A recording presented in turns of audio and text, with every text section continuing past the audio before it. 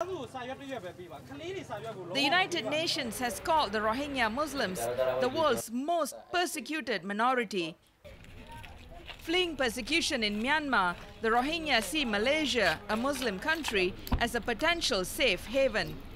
But Malaysia has not signed the UN Convention on Refugees, so the Rohingya find they cannot work legally or send their children to school, not even those who were born here. Activists estimate at least 18,000 have arrived in recent months. Most feel they had no option but to flee. A violent attack left Ayub Khan's arm and neck partially paralyzed. I tried to run away from the mob, but they caught up to me and slashed me on the shoulder. A mob killed these children's parents, while this woman says human traffickers killed her husband as they fled with their children via Thailand to Malaysia. In my country, there's so much killing, torture, and violent attacks.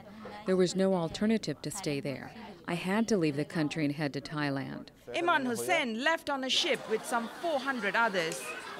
After death through on the ocean, mostly at least 50%, 55% have been dead.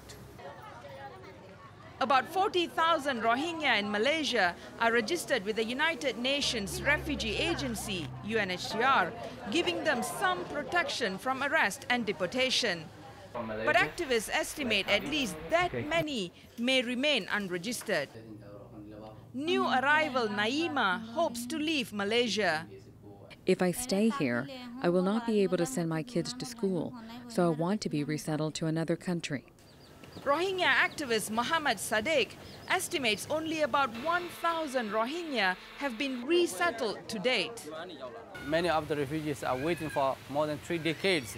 They still remain in the same conditions without having any hope. So the UNHCR should resettle them as soon as possible.